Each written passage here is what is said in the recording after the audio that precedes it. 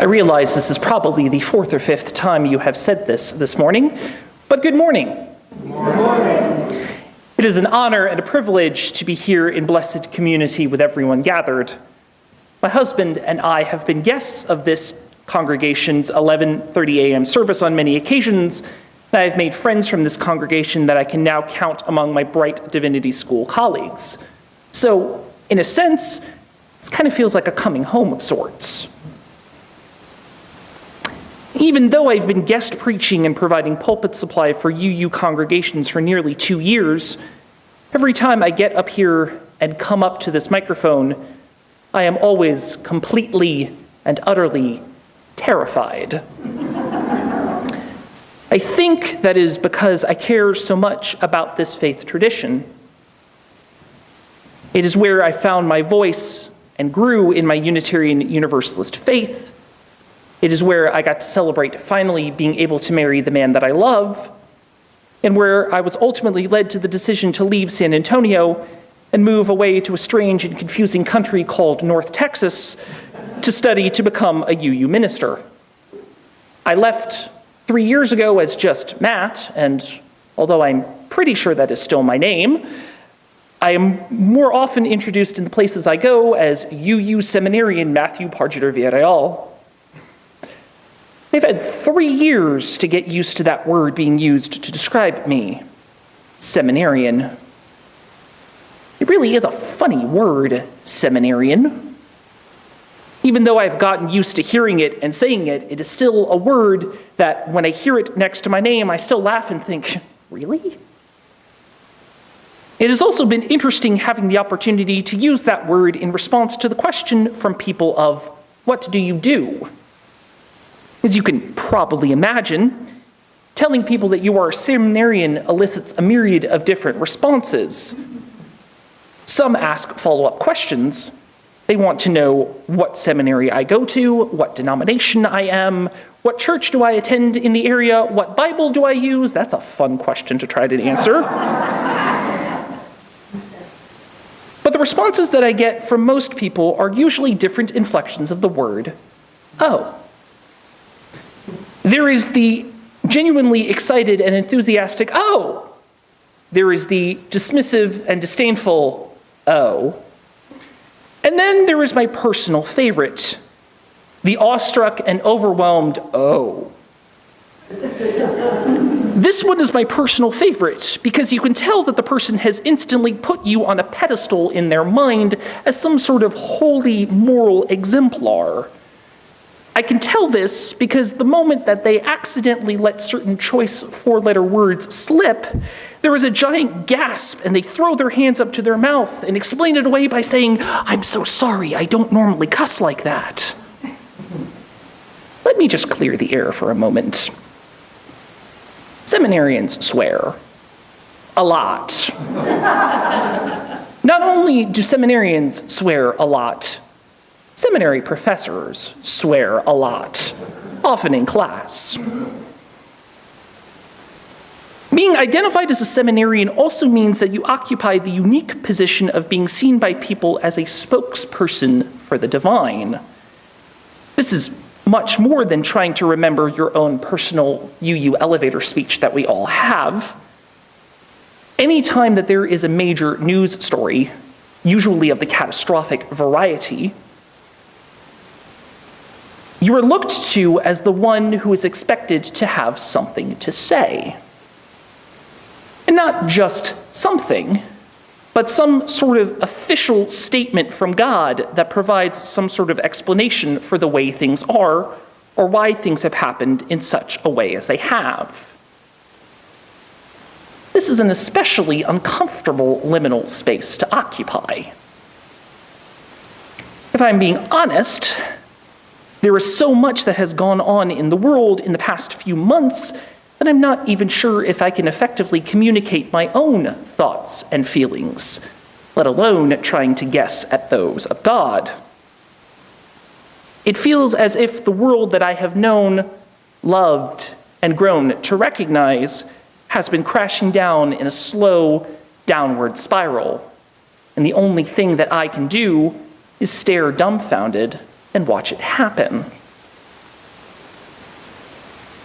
I imagine that there are several in the congregation who are feeling the same way. You are stuck in the middle. You are unsure of what to feel, what to do, whether things will change for the better, or change at all for that matter.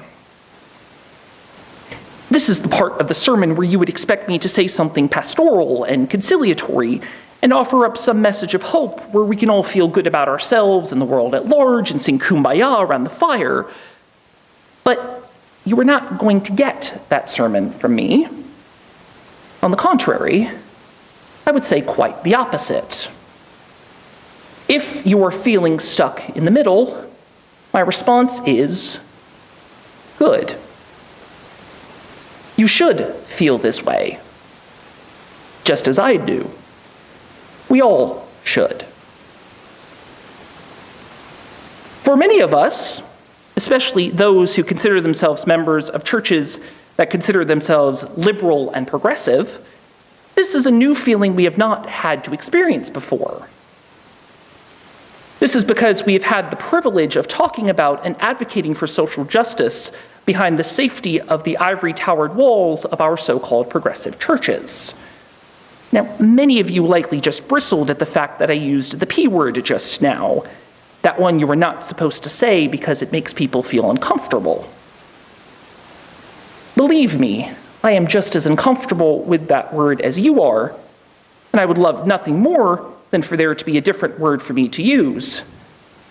But the reality is that we have occupied places of privilege. It is easy to say that there needs to be change when you have nothing to lose. It is enviable not to have to worry that the civil rights that you enjoy will be taken away by the signature of a pen, or abused and overlooked by those who are supposed to serve and protect you.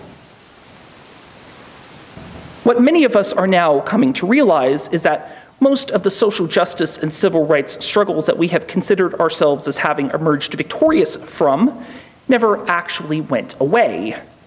They were simply swept under the rug or repurposed themselves in different aspects of society. Brown v. Board of Education and the Civil Rights Act of 1964 were certainly marks of progress in the right direction, but they did not solve or rid the problems of institutionalized racism or the criminalization of Black people. They did not prevent the deaths of Trayvon Martin, Michael Brown, Philando Castile, Tamir Rice, Jordan Edwards, and the ever-growing list of others whose names we must remember to say. World War II may have ended in 1945, but it has not eliminated those who freely and proudly identify as Nazis and who literally descended upon Charlottesville, Virginia with flaming torches to espouse their beliefs of racial and anti-Semitic hatred, running over and killing 32-year-old Heather Heyer in the process. All of this at the invitation of the University of Virginia and the tacit approval of the Charlottesville Police Department. It may have been 97 years since women earned the right to vote with the 20th Amendment, but it still has not translated to equality for women, either in their salary in the workplace or their place on the front lines of our military. Same-sex marriage may now be legal in the United States, but it has not gotten rid of the effects of homophobia, biphobia, or transphobia. This is especially evident for us here in Texas. Gay men are routinely beaten up, and trans women of color are murdered in the Oak Lawn neighborhood of Dallas. Our governor and our legislature convened special sessions to pass legislation to tell trans people what bathroom they can use, and that local businesses can legally discriminate against people based on so-called religious freedom.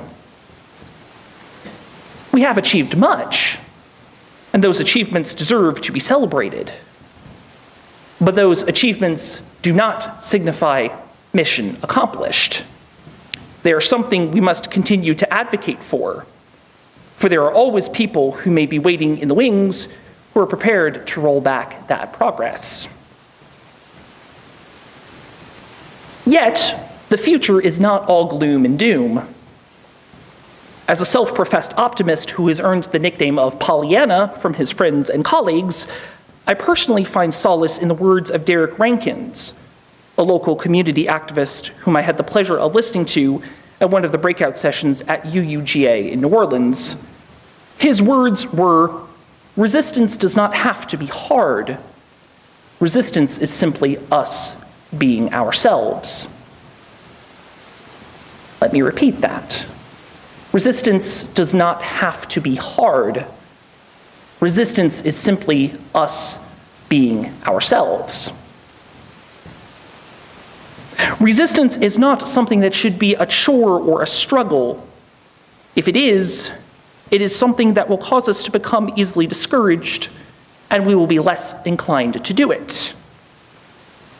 Resistance needs to be something we do naturally and organically, because it is something that we believe in so strongly, and we cannot and will not be content with whatever the alternative looks like. For me, this goes directly to the heart of who we are and what we believe as Unitarian Universalists. We have a long history of being the ones in society to stand up and speak out against the marginalization and oppression of people. We were prominent members of the abolitionist movement of the 19th century. We joined the social gospel movement in the early 20th century to highlight the deplorable conditions of poor people and immigrants within our cities. We marched with the suffragette movement for the right of women to vote, and we marched in Selma and in Washington with Dr. Martin Luther King Jr. for civil rights. Some of us, like the Reverend James Reeb and Viola Liuzzo, both UUs who worked for desegregation in the South, were so committed to the causes that they supported that they paid for them with their lives. We continue to lend our voices and our support to equality marches, Occupy movements, and other demonstrations and protests because we believe it is the morally and ethically right thing to do. We are living into the universalist idea that we cannot find or have salvation for ourselves unless others can find and have that salvation as well. It is why, beyond our historical legacy, that it is so important for us as UUs to continue to resist. Because every time we turn on the TV and listen to the news or log on to our social media news feeds, we are reminded that there are those who do not have the privilege of the same chance at salvation as we do. Most importantly, this idea of salvation through resistance cannot simply be something we only reserve for talking about on Sunday for an hour, or however long we may be at church. Our 7 principles and the affirmation we recite when lighting our chalice cannot simply be statements that we say to ourselves. They are what we are promising to the greater communities that we inhabit. It is important that we are carrying these things that we believe and hold dear to our lives throughout the week. We as UUs pride ourselves on the fact that we can count prominent members of society as part of our congregations. Many of these same professions were also shared by those who came to Charlottesville with flaming torches.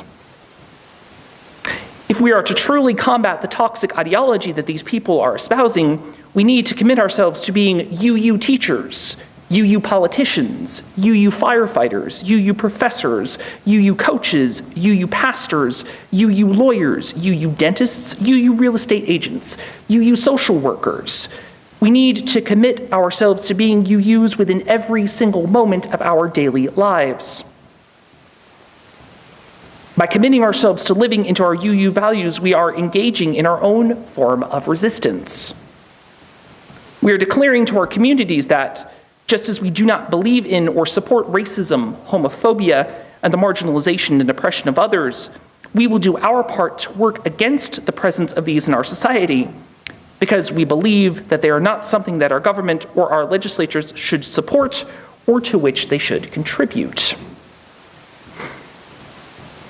Although I may be a seminarian and I look forward to a future of working with the church, I cannot claim to speak with any kind of authority for the ways in which God, or the divine, or fate, or karma, or whatever name you may use for her, definitively thinks or acts.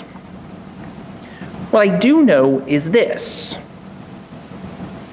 As there is much talk in seminary about the concept of prophetic voice and how we are to use it, I am committing myself with whatever authority I have been given to use that prophetic voice to speak up and speak out for those marginalized, oppressed, and criminalized. But that concept of prophetic voice is not just reserved for seminarians. It is something in which we all share. In our opening hymn, we sang the powerful statement that soon the day will arrive when we will be together and no longer may we live in fear. As emboldened as I am by those words, I would say that the day that we will be together and no longer live in fear is not something that we need to keep waiting for. That day is in the here and now.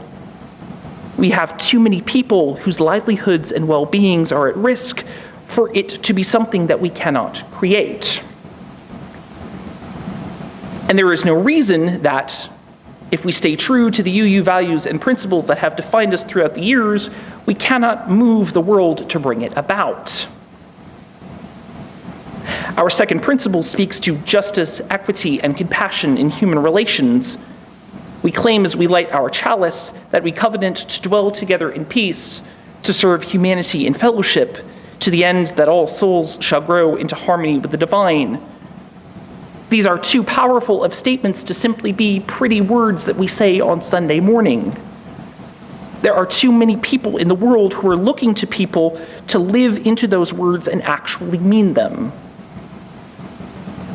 If this UU faith is something that we truly set apart as special, and if it is something that is to define who we are, it needs to be a catalyst that we take out into the world so that we can embody through our actions the words that we profess.